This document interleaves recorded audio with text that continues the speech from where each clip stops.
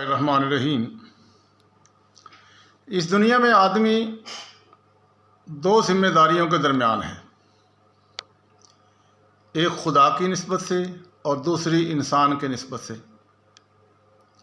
خدا کے مقابلے میں آدمی سے کیا مطلوب ہے؟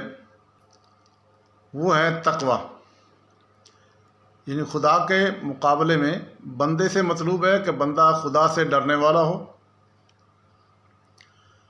اور خدا کی فرم برداری کرے، خدا نے جن کاموں سے منع کیا ہے ان کاموں سے بچے، جن کاموں کے کرنے کا اس کو حکم دیا گیا ہے ان کاموں کو یہ کرے۔ اور بندے سے مطلوب یہ انسان کے مقابلے میں بندے سے یہ مطلوب ہے کہ انسان کے مقابلے میں انسان با اخلاق ہو۔ مگر یہ دونوں چیزیں کسی آدمی کو عظیمت کی سطح پر حاصل ہوتی ہیں، رخصت کی سطح پر ان میں کوئی چیز کسی کو حاصل نہیں ہو سکتی۔ مطلب یہ کہ رخصت اور عظیمت کا مطلب ہوتا ہے کہ کسی چیز پہ پک جم جانا اور ہمیشہ اسی کو کرنا، اس کے خلاف ادھر ادھر نہیں جانا۔ رخصت کہتے ہیں چلو کبھی کر لیا کبھی چھوڑ دیا، کبھی کر لیا کبھی کہیں کر لیا کبھی نہ چھوڑ دیا۔ تو اس لیے خدا کے مقابلے میں آدمی کو صاحب تقوی بننا ہے، یعنی ڈر کی حد کی عظمتوں کو محسوس کرنے والا۔ اس قسم کا احساس کسی آدمی کے اندر پیدا ہو جائے تو پھر وہ قانونی حد پر نہیں رک سکتا۔ مطلب یہ کہ اللہ تعالیٰ کا اگر ڈر پیدا ہو جائے، جس طرح آپ کو کہہ دیا جائے کہ یہ بارڈر لائن ہے، اس بارڈر لائن سے اگر آپ تھوڑا سا بھی آگے گزریں گے تو آپ کو فیر لگ جائے گا، تو اب آپ کیا کریں گے؟ آپ اس بارڈر لائن سے پیچھے پیچھے رہیں گے، بالکل اس کے اوپر نہیں جا کے کھڑے ہوں گے۔ اس کو کہا ہے کہ تقوی جو ہے نا وہ ڈر کی حد کی عظمتوں کو محسوس کرنا کہ اللہ تعالیٰ۔ اسی طرح وہ پھر کیا ہوگا؟ جب تقوی آئے گا اندر تو شبہ والی چیزوں سے بھی بچے گا، یہ چیز حلال ہے یا حرام ہے، گناہ ہے یا نیکی ہے، پتہ نہیں۔ تو یہ نہیں ہے کہ چلو یار پھر کر لو، کوئی خیر ہے کوئی نہیں۔ پھر وہ جب تقوی انسان کے اندر آتا ہے نا تو پھر وہ اس کی جس چیز میں شبہ ہوتا ہے وہ اس کو بھی چھوڑ دیتا ہے۔ اس کو ایک حدیث میں فرمایا کہ مومن وہ ہے جو لا یعنی کو بھی چھوڑ دے، جس میں کوئی فائدہ نہیں اس کو بھی چھوڑ دے۔ یہ ایمان کی خصوصیت میں سے ایک خصوصیت ہے۔ تو وہ کسی حد پر رکے گا نہیں، وہ لازماً قانون کی حد سے آگے پہنچ جائے گا۔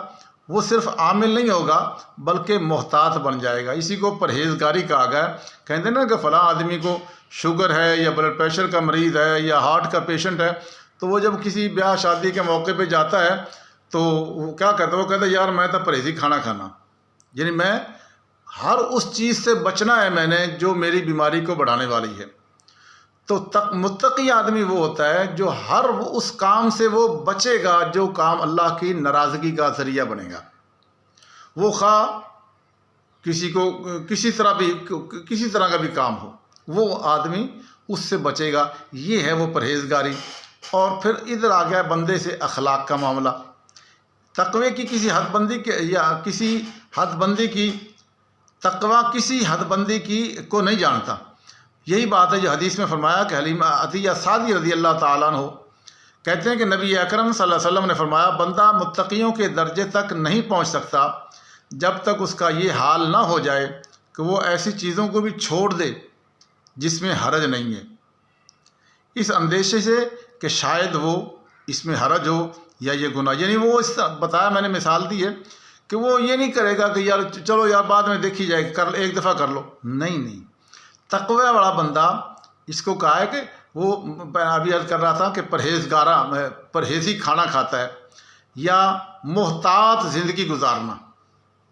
جس طرح کہتے ہیں نا محتاط ڈرائیونگ کرنا، ڈرائیوری کرتے ہوئے بڑے محتاط انداز میں کرنا، کسی کو اوور اٹیک نہیں کرنا، تیز رفتار نہیں چلنا اور کہیں یو ٹرن غلط نہیں لینا۔ یہ محتاط ڈرائیونگ کیا ہوتی ہے؟ اسی طرح پرہیزی کھانا کیا ہوتا ہے؟ تو جو آدمی اس چیز کو جانتا ہے، ڈاکٹر نے اس کو لسٹ بنا کے دی ہے یہ چیزوں میں سے اگر آپ نے کوئی چیز کھائی تو آپ ختم ہو جائیں گے۔ اب وہ زندگی کیسے گزارتا ہے؟ وہ مرنے کو مر جائے گا لیکن وہ چیز نہیں کھائے گا۔ کتنے افسوس کی بات ہے کہ ڈاکٹر مجھے منع کر دے شوگر ہے آپ کو، آپ نے چینی والی چیز نہیں کھانی، بندہ چھوڑ دیتا ہے۔ ڈاکٹر کہتا ہے یہ گھی جو ہے نا آپ کے لیے زہر ہے، آپ مرنے کو مر جائیں گے، سوکھی روٹی کھائیں گے، گھی کے قریب نہیں جائیں گے۔